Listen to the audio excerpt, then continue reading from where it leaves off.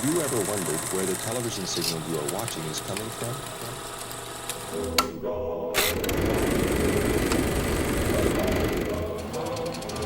Welcome to True North.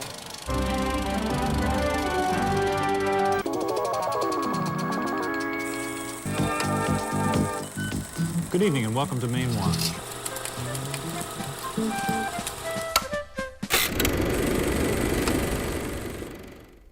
Welcome to From the Vault, a celebration of 60 years of Maine public television. On this episode, we will focus on movies, in a way. We are going back to 1988 for Hollywood on the Kennebec, a look at the history of movie making in Maine. From the silent era of the 19-teens right up through today, Maine has been the filming location for many movies, TV shows, and commercials. In this special, we will look at the 1920s Northwoods dramas of Holman Day, right up through 1987's Whales of August, with Lillian Gish in her final film role. Along the way, we will see some great old shots of downtown Augusta, the State House, and even Governor Percival Baxter. We will see a couple old TV commercials shot in Maine, including one for Old Milwaukee Beer that you might remember. Many of the old films you will see come from Northeast Historic Films in Bucksport, an important repository of old films, TV shows, footage of all sorts, including much of the Maine Public Archive. They also make films available for research and have an incredible inventory of DVDs featuring old Maine films. And they show movies, old and new, in their beautiful Alamo Theater. Check out their great work at oldfilm.org. As this is just a half-hour show, we will make this episode of From the Vault a double feature that stays in the movie-making theme. We will go back to 2001 for an episode of A Good Read with Sandy Phippen and hear from author Richard Russo. Several of his works have been adapted for the screen, most notably Empire Falls, which was shot in Skowhegan, Augusta, and several other Maine locations. Let's start our look at Maine in the movies by going back to 1988 for Hollywood on the Kennebec. That looks great. Okay, let's do it. Oh, I thought you just wanted to clap. This big, Barry. Excuse me, I'd like to do this.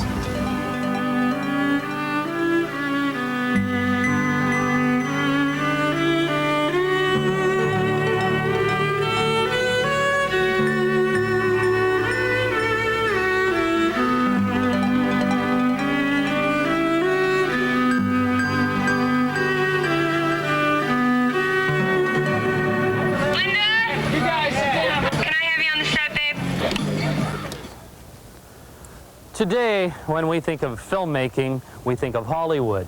But movies weren't always shot in California. In fact, the first directors worked out of studios in New York. Believe it or not, Maine was once on the verge of becoming a movie mecca. Hello, I'm Bill Moraldo, and for the next half hour, we're going to be taking a look at the history of movie making in Maine.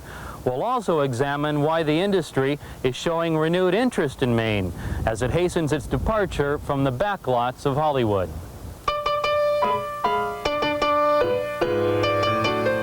The year was 1920. Movies about life in the backwoods lumber camps were especially popular in theaters across the country. Lasting about 20 minutes and often sharing the bill with longer feature films, these so-called Northwoods dramas were typically fast in action and low on budget. Figuring that Maine was a perfect setting for the storylines, two Maine businessmen decided to establish a film company in Augusta. Actor-director Edgar Jones was persuaded to take charge of the small troupe of actors. Later, writer Holman Day joined as scriptwriter. Soon they were cranking out movies at the breakneck speed of one every 10 days. In the 1920s, filmmaking was really at a peak as far as volume. There was an incredible demand. Everybody went to the movies all the time. And somebody like Maine's famous author, Holman Day, who was involved with popular writing, saw no reason not to get into popular filmmaking as well.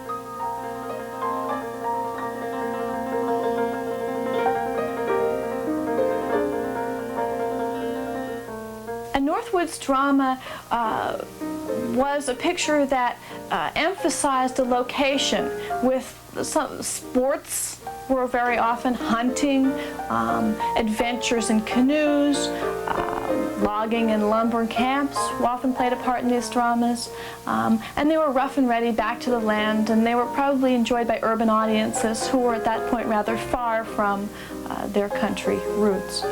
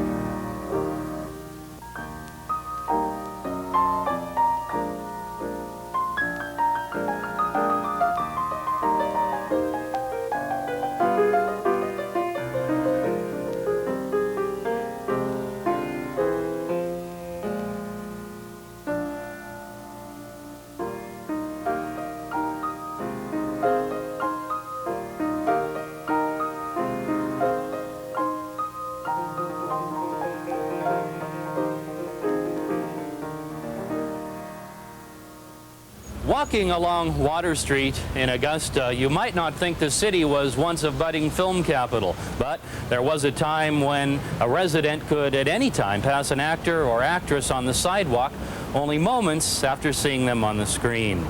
For that matter, in those days, if you lived around here, it wasn't all that uncommon to see yourself in the picture. Wings on the Border is a collection of outtake shots. The film itself does not exist, or at least if it does, we don't know where it is. What exists is basically everything that wasn't in the film. They might have shot each shot several times, and what we have are the ones they didn't use. But pretty much the complete film exists in sort of a random, jumbled up form. The story is, as near as we can tell, about a French-Canadian who, for some misfortune, he lives up in the northern part of the state close to the border, suffers some tragedy or other, or sees a wrong that needs to be righted, and decides to set out on a major journey down to Augusta to see the governor.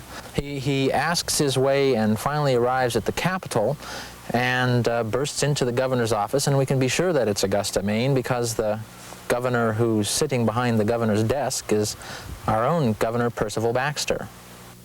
Evelyn Brent promised to give me a job in Hollywood, and I never got it. She met somebody else on the way. Stan Huzzy remembers those early filmmaking days in Augusta. He was once cast in the leading role of a Holman Day production titled Quest for a Kiss. Well, it was laid on the main street in Augusta, Water Street, from the Hartford fire station, top of the hill there, the whole length of the street.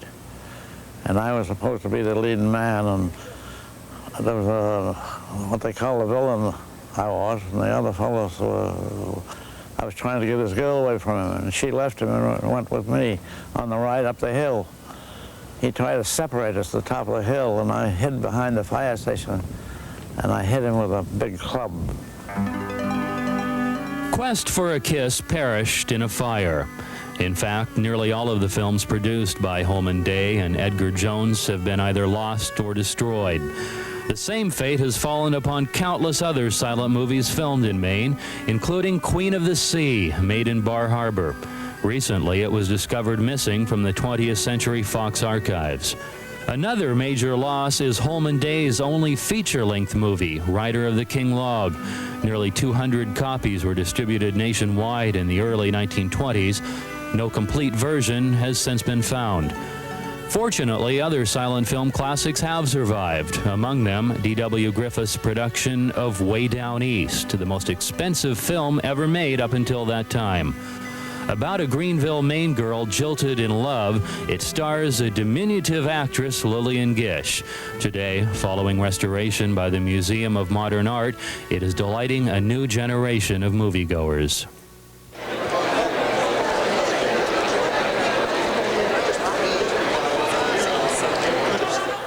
We have sold out tonight, and we never expected to do that before. I think it has a lot to do with the fact that this is a very rare kind of an event. People do not get a chance to see some of the silent classics.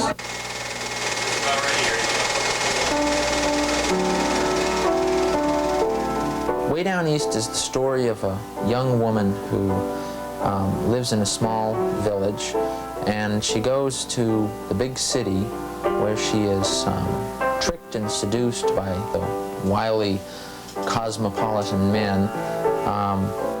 She thinks that she's been married, but in actuality it was only a sham. When her past is discovered, Anna is driven from the house in which she's staying, and she flees into the teeth of a blizzard. And with thoughts of ending it all, she rushes out onto the frozen river. The ice is just beginning to break up, and she finds herself trapped on an ice floe, racing towards the falls. The hero, forgiving her, searches to find her, and there's a thrilling rescue at the top of this falls, where she is saved with mere inches to spare. It's hard to believe that movies have been with us for some 80 years now. Of course, the advent of sound motion pictures had a dramatic impact on the film industry, and the demise of silent movies ushered in a new chapter in Maine's motion picture career. The 1930s and 40s belonged primarily to Hollywood, but there were still some motion picture directors who realized the benefits of shooting on location, and more specifically, shooting on location in Maine. One of Henry King's earliest films, The Seventh Day, was a silent classic shot in New Harbor. He returned to Maine to shoot Deep Waters and a remake of Way Down East, starring Henry Fonda and Margaret Hamilton. And years later, Booth Bay served as his backdrop for Carousel, the top-grossing film of 1956, which starred Shirley Jones and Gordon MacRae. And that's what Henry was after, you know, reality, and that you can't duplicate it. They'll make it, but it won't have the same thing. Henry was more theatrical. It was lovely because 12 O'Clock High was basically my first picture. And I remember we spent a whole morning rehearsing, and it was a good segue for me from the theater to that, because we rehearsed this whole big scene all morning, or like 5 or 6 hours, and then we shot it. So he was very theater-oriented that way, but he had his editor with him all the time, and he sort of camera cut. I mean, he knew what he was doing, and he didn't have to waste a lot of time covering it up, because there are other directors who just shot and shot and shot all the way around, and then they put it together like a jigsaw puzzle. But he just knew where he was going. He kind of ran the movie off in his head and knew what he was doing.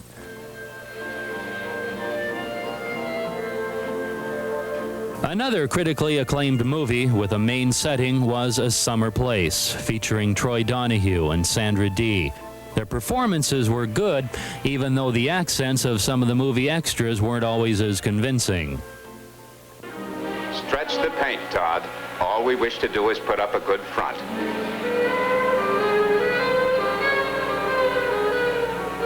Tain't the only thing running thin around here. Set off the coast of Maine on a fictional Pine Island, A Summer Place is a story of young love and an old romance which threatened to destroy two families. Johnny, tell you haven't seen me.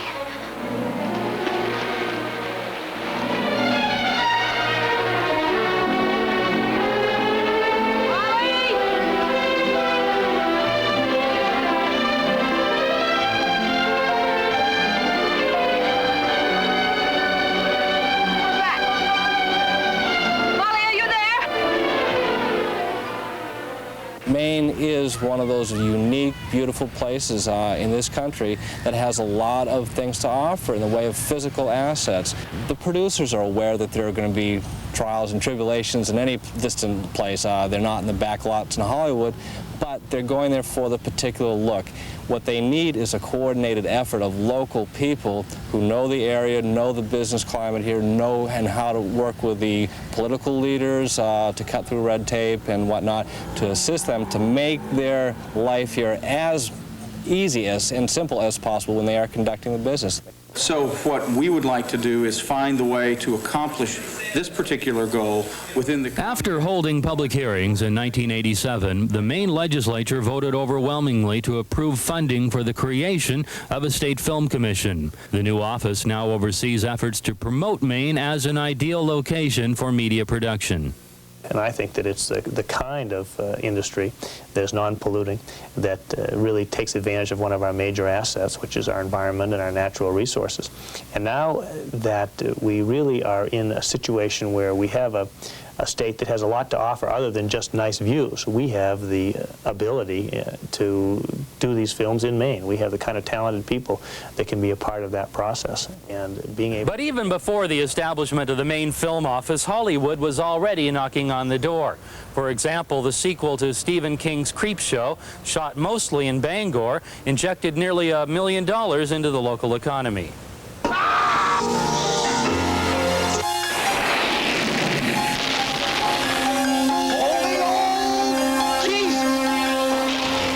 A lot of different businesses were able to participate. Your rental agencies, your car dealers for his particular film.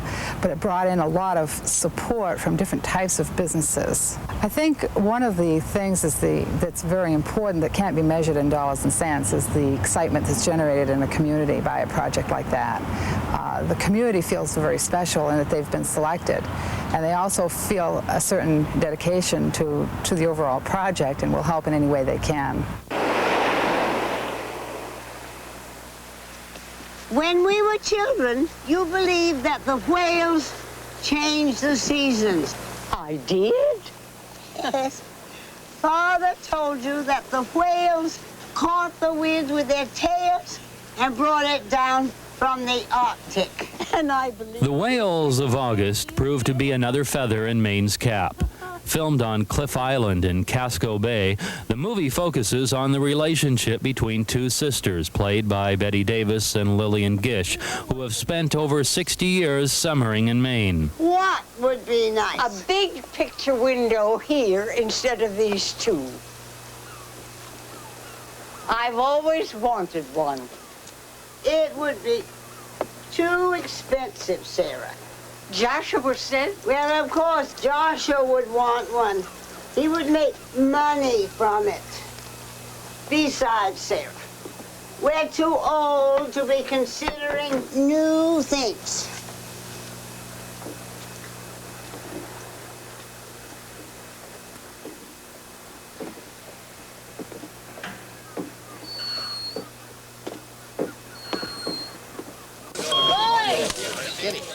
Unlike Whales of August, not every movie with a Maine setting has actually been filmed here. Some producers apparently believe that states like New Hampshire, Vermont, and even Oregon look more like Maine than Maine does. Perhaps that's why some pictures, including On Golden Pond, Stand By Me, and even the TV program Murder, She Wrote, have been shot elsewhere.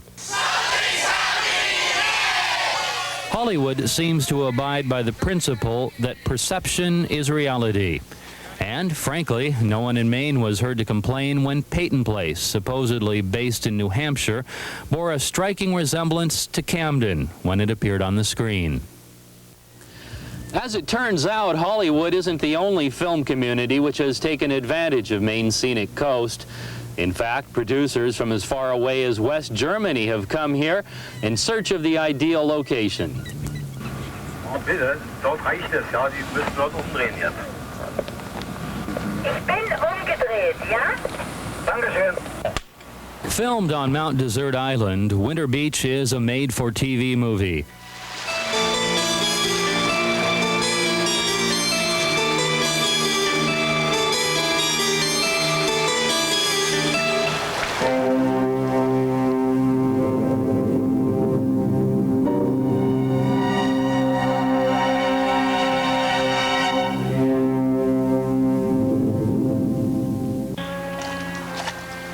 Popular German actress Ruth Kubitschek is cast as a biologist doing research on eagles in Bar Harbor.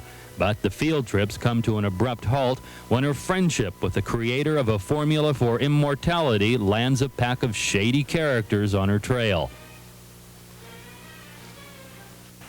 Hallo Lasseter, bitte kommen. Carlos kommt gerade nach Haus. Ist allein.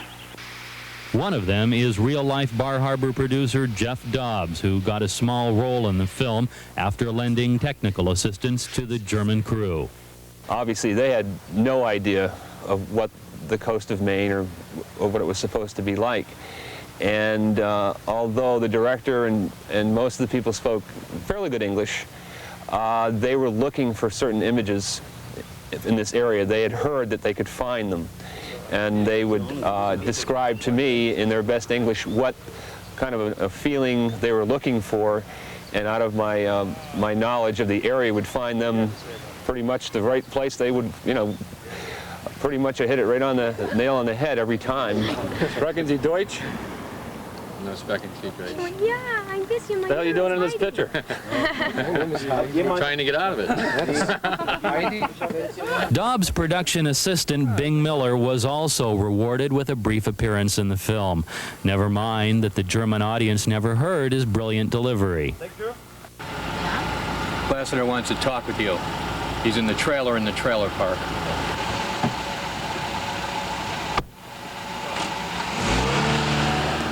What they did hear was a German-dubbed voice, not unlike the kind we've become accustomed to in those late-night Godzilla movies.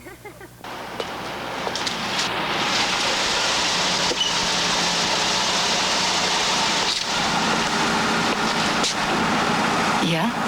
Lasseter möchte Sie sprechen. Er wartet in seinem Wohnmobil auf dem Campingplatz. Los, fahren Sie schon.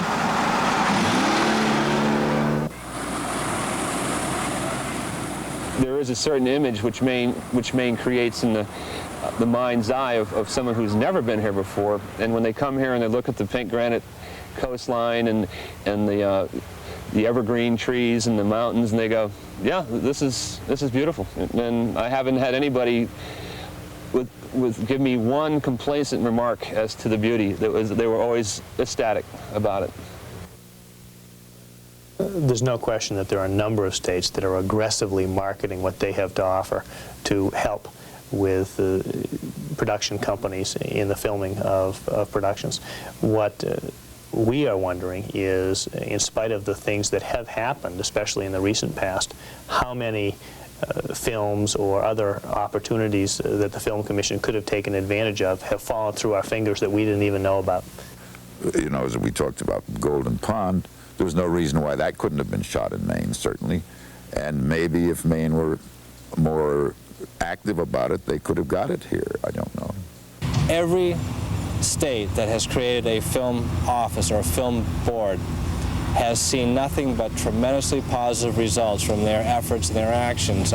For instance, and I use it as an example, the state of Maryland, which is a small state, has a small operating budget. The amount of dollars they spend is around $75,000 per year. Last year, that brought in over $17.5 million in production.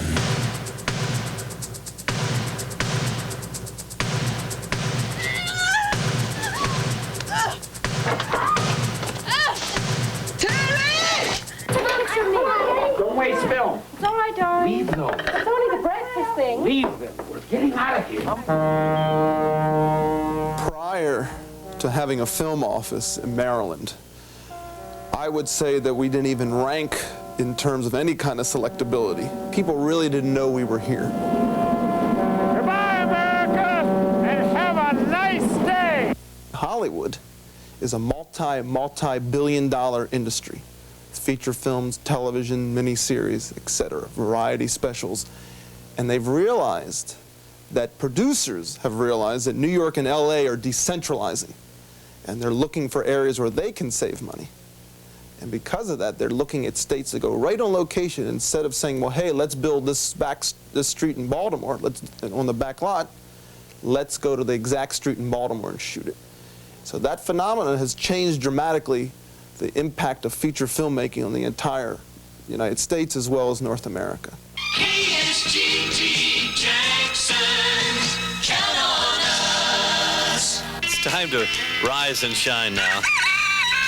Best day of the week. It is Friday, and it's 6:26 and 28 degrees. And don't forget, 7:45 is Wyoming. It has so much to offer that you'll soon see why we say, once you've filmed in Wyoming, you'll be back.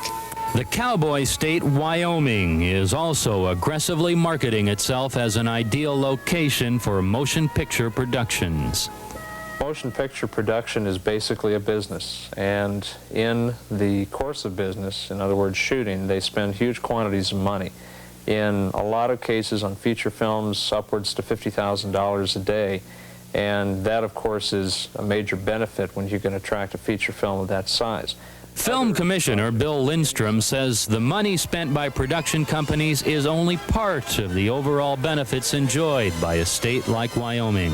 Past that, and what really is important to Wyoming is the fact that when the project is aired or screened or broadcast or whatever, it provides an extremely valuable exposure of Wyoming's tourist attractions. And so that secondary benefit, the exposure of Wyoming as a possible tourist destination, and it has been found that tourists make conscious tourist-related decisions on what they see on television or on the movie screen. That's important to a state that depends on tourism as much as Wyoming does.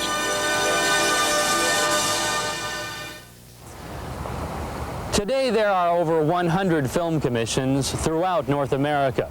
As the competition has grown, new strategies have been developed. And once again, Maine is in the picture.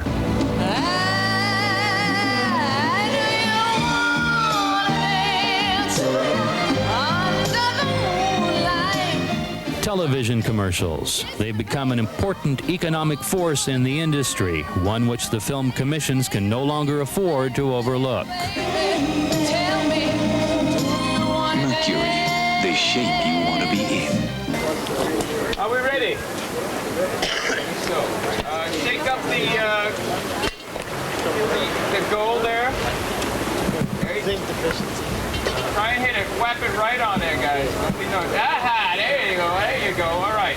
Standing by, ready, and go.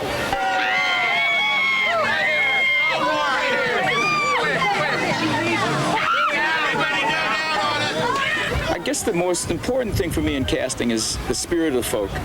And I got a real nice response from the folk around here. I felt very, very comfortable working with them. They seemed to open up to working with me in a very special way, and that to me is quite important.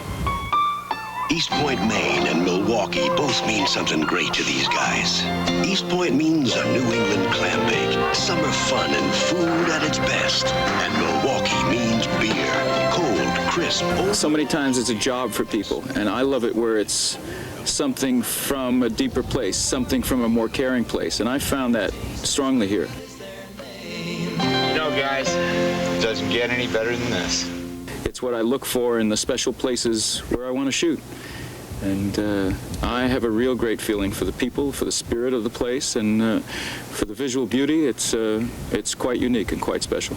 The name itself, Maine, when you think of it, I mean, I live here, and it still means a certain thing to me, and to somebody who's never been here before, it means, you know, the ocean, the salt water, the fishermen, robust, hardy people, honest, you know, that type of thing, and good, clean living, you know, that kind of an image, and that's what they were looking for, especially in that beer commercial, because they like to get that image across to sell their product. Producers are no longer content with creating and building sets to try to portray a certain area or atmosphere. They want the real thing. Audiences are demanding it these days. So they're going to the real places, and Maine is one of those unique, beautiful places in this country that has a lot of things to offer in the way of physical assets. The setting for a movie should be real but imaginative. A place that can be a background for the action while conveying a presence of its own. And from the birth of the film industry to today and beyond, Maine has been and always will be such a place. Do you think one can live too long? Life can never be too long. Even if one outlives one's time? One's time is all one's time, even to the end. You see out there how the moon casts its silver coins along the shore? There is a treasure that can never be spent.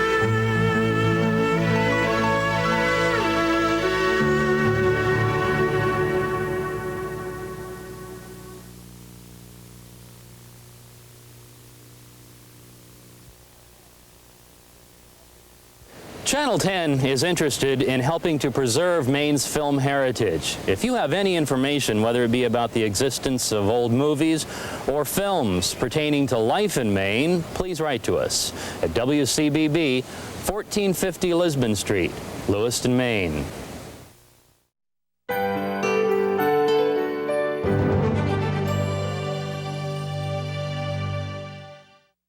Production of A Good Read on Maine PBS is made possible in part by the Verizon Foundation, supporting literacy programs and partnerships reaching adults and children across America on the web at verizonreads.net. Suddenly there was a paperback with Paul Newman's face Right. on it, which I recommend to all writers, actually, having having his face on one of your books. I joked with him afterward and said that it had worked so well that we were going to put his face on the cover of all of my books. Things are looking in Bath, it said. Some of the town's residents claimed that the banner made no sense because of the arrow. Had a word been left out?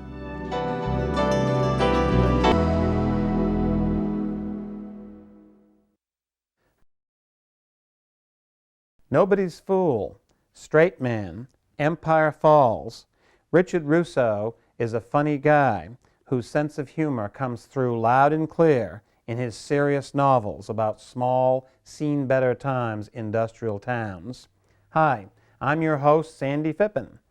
Richard didn't start writing until he was nearly 30. He was busy teaching college students for nearly 25 years. By the time he found teaching jobs that would allow him time to write, such as Colby College, he was making enough money writing books and screenplays that he didn't need to teach anymore. Rick, we're in your writing room. This is your space. It is. Do you write in the mornings? Mostly. Mostly? Mornings, afternoons. I have a session in the morning usually in which I write for a couple of hours. How early do you get up? Well, now, see, you want everybody to know how lazy I am, don't you? Now, we're usually up 7:30, down at the Camden Deli for coffee, newspaper, the beginning of my writing day by 8:30-ish. And then back here a little later than that to start putting things on disc. Do you write longhand first, did you say? First, yeah, usually, still. All right. Put it on the computer either later that morning or early afternoon. That's the first revision. Right, the first one. That's right. Right. The first of, well, we don't even need to to know how many. It varies, doesn't it? You were born in 1949 in Gloversville, New York, and you grew up there. That's right. Describe what it was like growing up in Gloversville during your era, the 50s, early 60s. I had a wonderful, enchanted childhood there, which surprises people sometimes because I've written about upstate New York in a way that has not prompted the Chamber of Commerce to use my books to promote the region. But I had a wonderful childhood there. my mother and father were separated.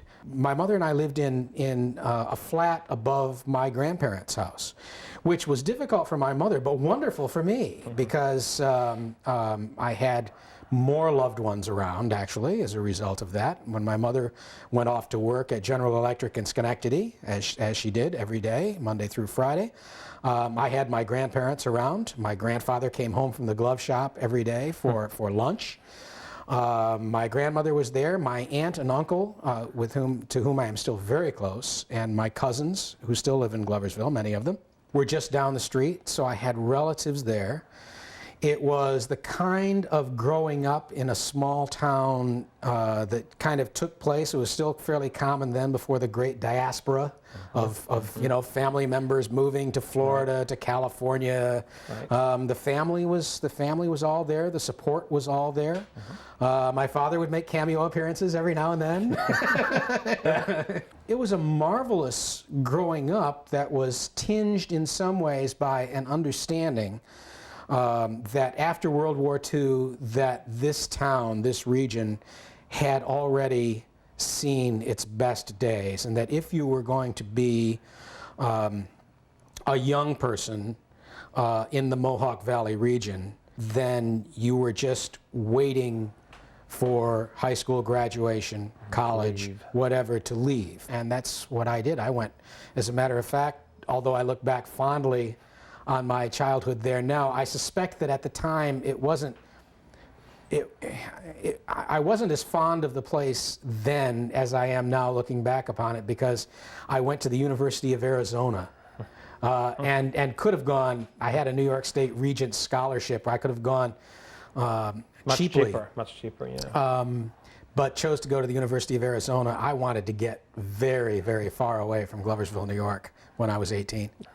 And part of the reason that I went to the University of Arizona, I suspect, was that my mother felt that I could not get far enough away from that small town, and her sense that her son would do better to make a life out in the world somewhere. The two great gifts that my mother gave to me were first of all, that fierce sense that she had of my destiny, which was not a small town destiny to her mind. Her sense for me that I could do whatever I wanted. That, and the equally, perhaps even the greater gift that she gave to me, was her sense of reading. She would come home, I mean, she worked very long days, and at the end of it, she had more work to do when she came home. And at the end of, you know, there was an hour to Schenectady from Gloversville. There was 8 hours of the work there. Then there was an hour home. So now we're up to 10. Then she had to make her own dinner. So there's an hour. Clean up the dishes. There's an hour, hour and a half.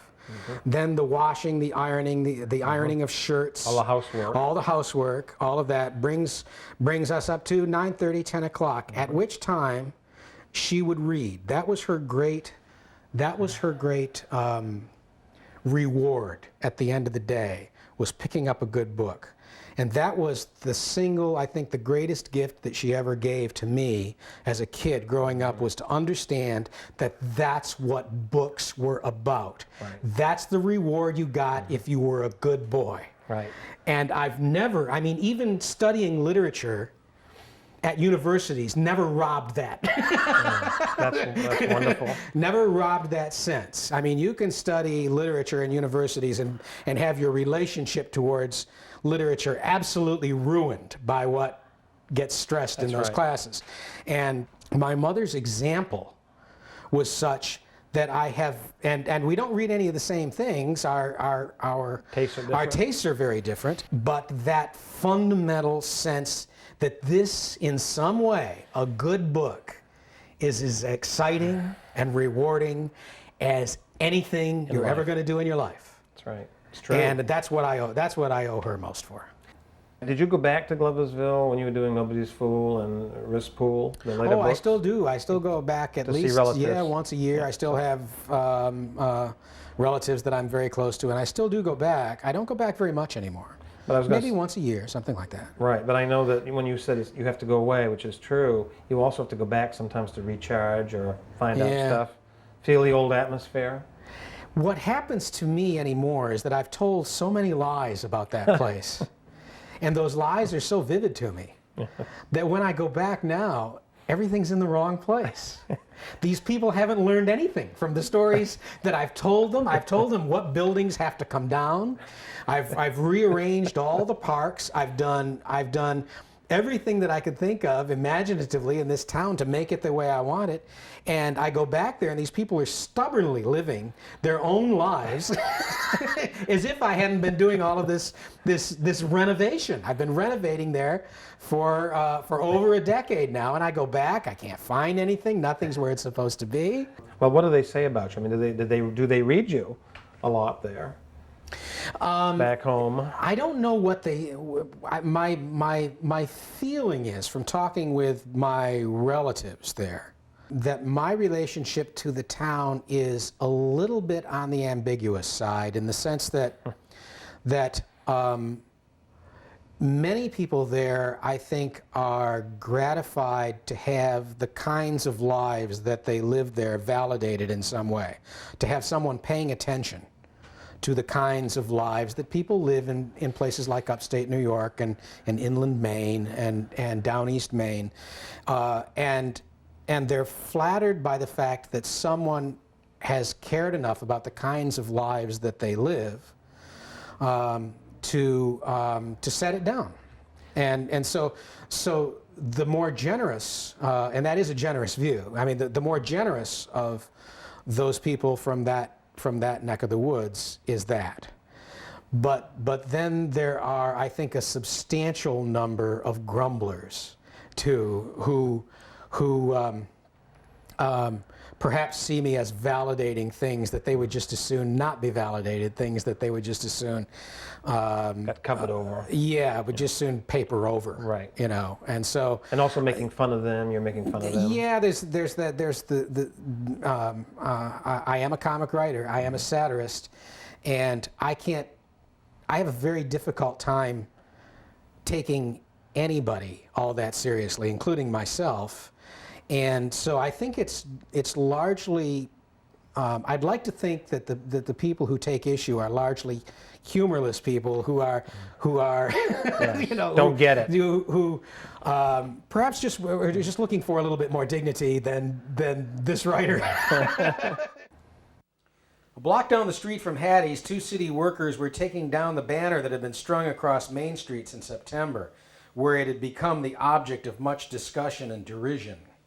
Things are looking in Bath, it said. Some of the town's residents claimed that the banner made no sense because of the arrow. Had a word been left out? Was the missing word hovering in mid-air above the arrow?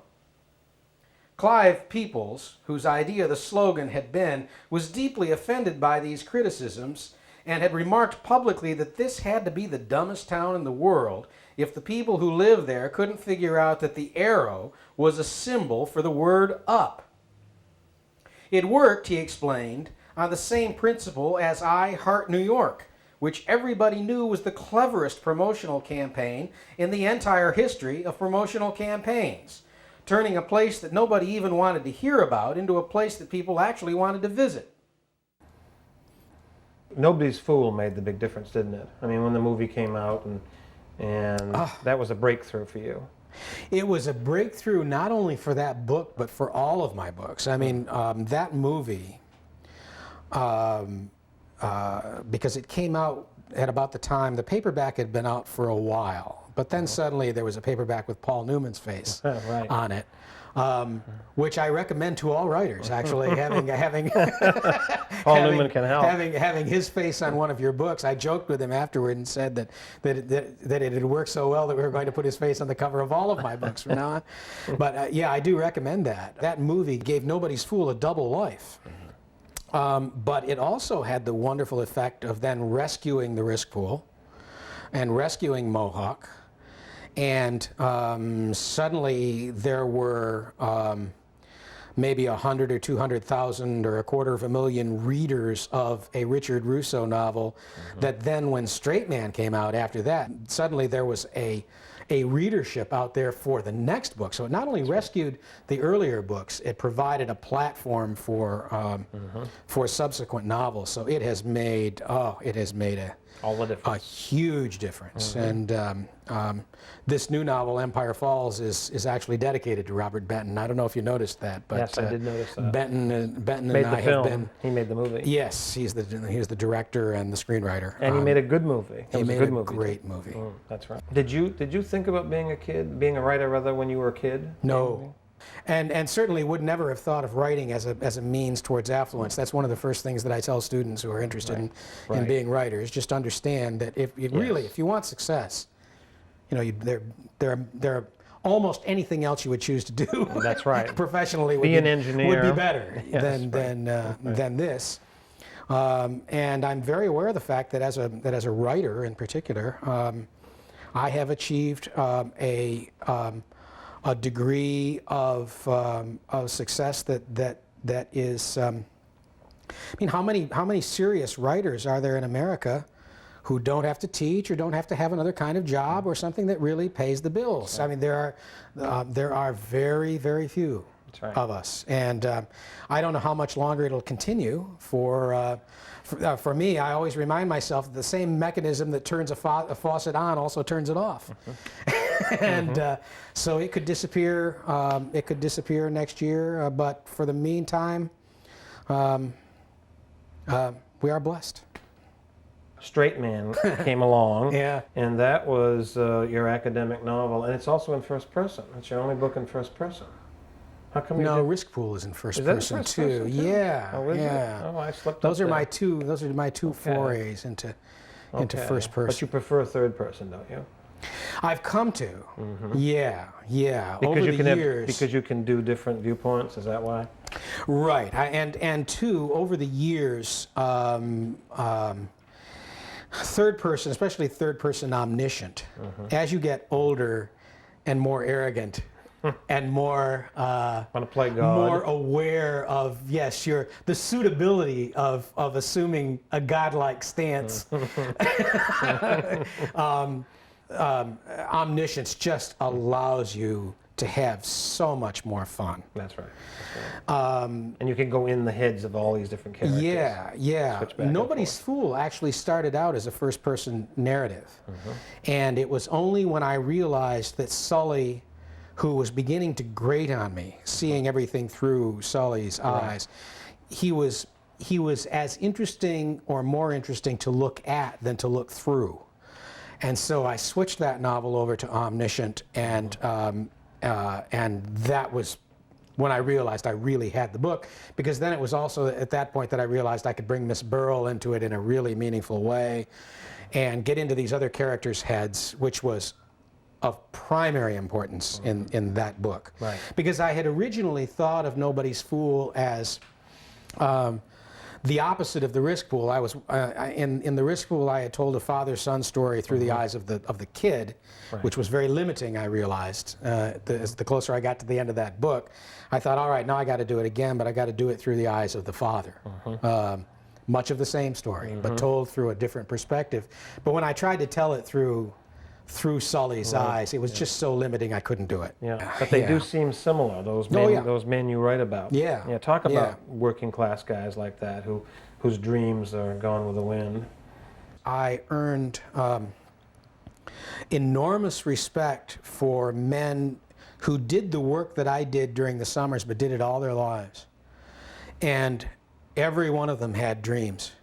Every one of them had some sort of notion of himself that necessity had made impossible. The Straight Man is your most different book, in my opinion, because it's not about the working class. It's about college professors fighting over silly things, nonsensical things. Scuffy the Tugboat. All Right, of them. yes, yes. Lost and abandoned, and believing they belong in the wide world, but scared to venture more than a few inches offshore. Scared to leave their little dinky town in Pennsylvania because of tenure. They got to keep their tenure and so on. It's just so true. True here too in Maine, isn't it? Yeah. Oh, I think that there is. It's not just college professors. I think we all mistake what we want and what is good for us. We want an easy life. Right.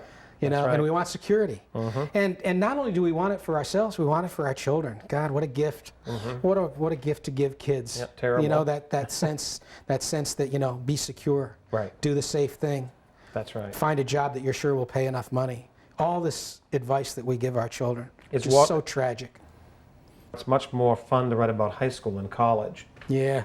Because high school is still so dramatic, right? It sure is. Yeah. My favorite parts of Empire Falls are the high school parts. All the Tick chapters are really my favorite, and it has in part to do with the fact that I just love those chapters. I love seeing the world through Tick's eyes. Yes. But it's also just in a kind of autobiographical way. It's always going to have a very, very special place in my heart because my daughters were both in high school when I started writing this book. And this really is kind of a night sweat of a book, of a father's worry about what happens to his daughter. To girls. Right. And Miles, as the father of a daughter, is able to envision, live through, deal with things that I was hoping I would never have to envision, live through, deal with as a father. But there was one period when I was still living in Waterville, teaching at Colby, that I was asking every night. I was writing this book, and I was asking every night of both of my daughters, what's going on in school today? Right, right. And Emily was a senior at the time. Kate was a sophomore. And Kate really got into the spirit of it. And every day she was telling me stories that would happen, and I was trying to get her to tell me the real stories too. What's really going on there? Because I wasn't interested in a version that was censored for a parent. I really wanted to know what was going on. And she would tell me stories about kids, and then we would fictionalize them. Every night after dinner we would go in, and we'd say, all right, we've got this character here. What did she do yesterday? Kate, and who I acknowledge, both of my daughters, but Kate in particular, because we wrote every night some of these kids. And so those sections of this book are going to have a special place in my heart, not only because I think they're the best in the book, but also because that's going to be, I'm sure for me as I grow older, and my daughters are both in college now, both very much finding their own places in the world. I think that this book and those sections in particular are going to have a special place in my heart for a long time. You wrote a wonderful description of a high school football game, though, in Empire Falls. Right. Which I interpreted as being between Waterville High School and Lawrence High School, Fairfield, because of Fairhaven. Yeah. Could have been, couldn't it? Down below, the Fairhaven and Empire Falls players were trotting back onto the field, halftime over. Janine did her best to act interested and upbeat. Yet, she couldn't help thinking how soon these limber cheerleaders, now doing backflips, would be married and then pregnant by these same boys or others like them a town or two away. And how swiftly life would descend on the boys as well.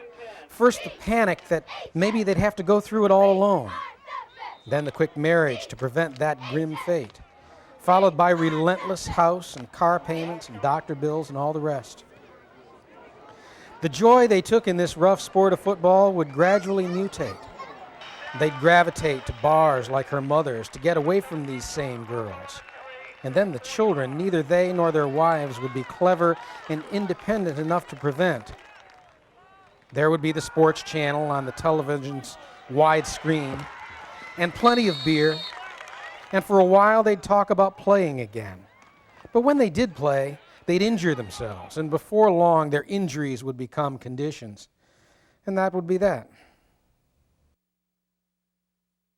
And you also wrote about Orono and the University of Maine and a fraternity party. Yeah. And that would have certainly been true. I don't think we're going to be able to discuss that particular scene here, Sandy, are we? No, maybe not, but I think people might want to read the book to read about that scene. Yeah. And also the hockey team at Maine, because the boy that got a scholarship there or something.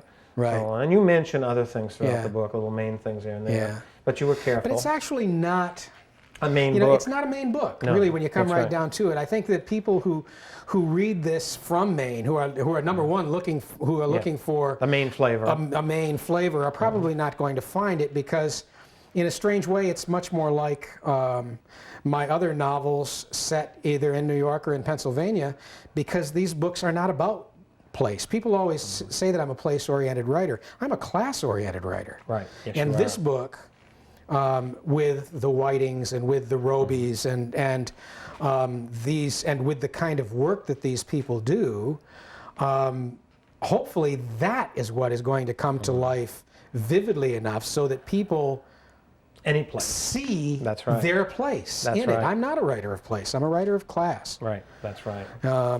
And yet the places are there. I mean, certainly it's a northeastern book, we can say. Yeah. Because any town in upstate New York, Vermont, New Hampshire, Maine, Massachusetts, they could identify easily. Maybe in the Midwest too, but I've never been in the Midwest. But you know, Sandy, during my travels, when I go out on book tour, and I get sent everywhere. I get sent to the West Coast. Often I get sent south.